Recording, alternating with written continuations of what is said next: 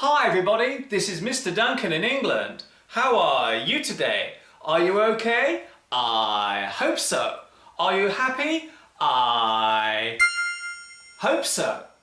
In this lesson, we're going to spend some time talking all about time.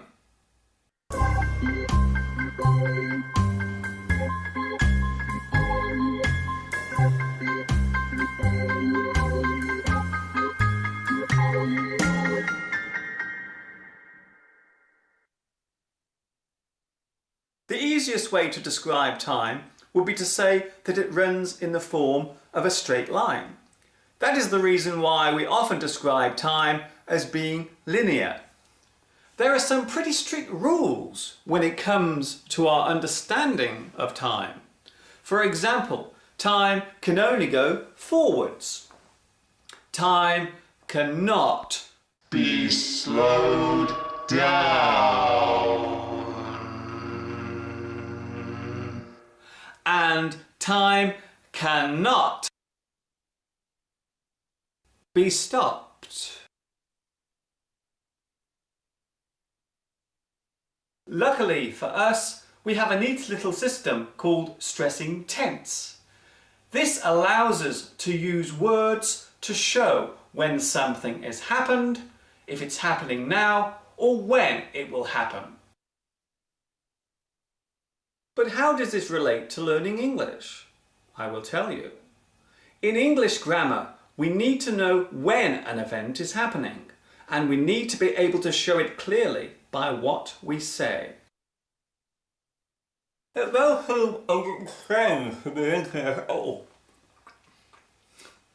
Sorry. It may seem a little strange to be linking the subject of time with learning English, but in fact there is a very strong connection between the use of English and its relation to time. Needless to say, everything happens at a certain time, so it is important for us to be able to say when a certain event happened. We have three basic points to consider when talking about placing an event at a particular moment.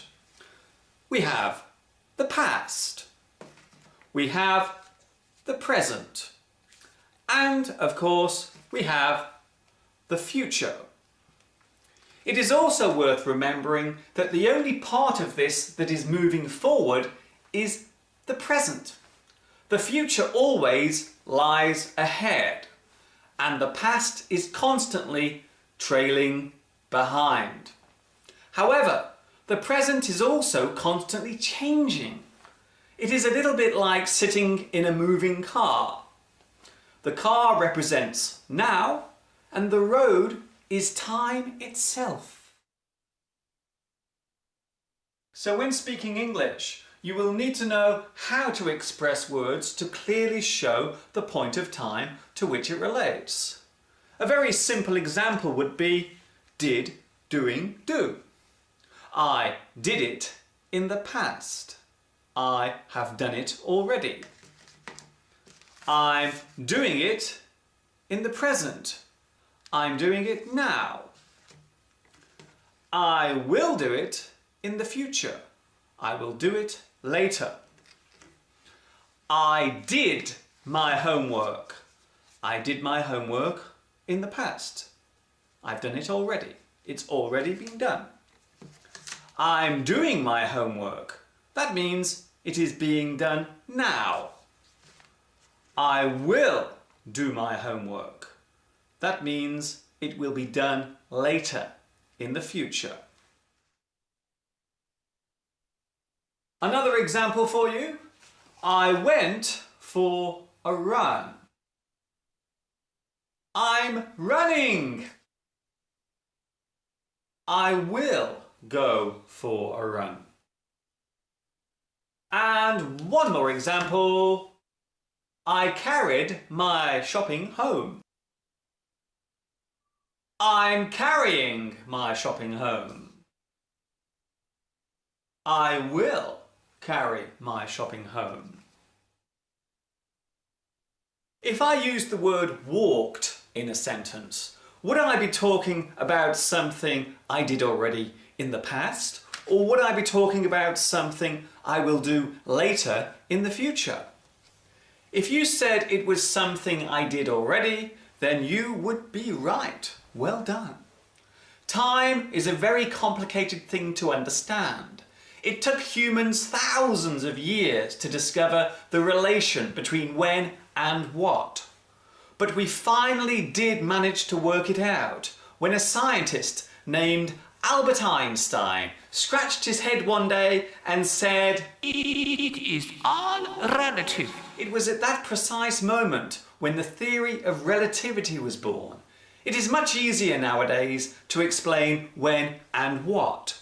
But there is still one question we cannot answer, and that question is, why? There are some idioms and proverbs which relate to time. For example, time waits for no man. No time like the present. All in the fullness of time. Just in the nick of time. A stitch in time saves 9. Time marches on. The sands of time. Well, it seems as if I have run out of time. I only have a few moments left, so I will wrap up here. This is Mr. Duncan in England saying thanks for your time and for watching. See you later, next time, hopefully soon. Bye-bye for now.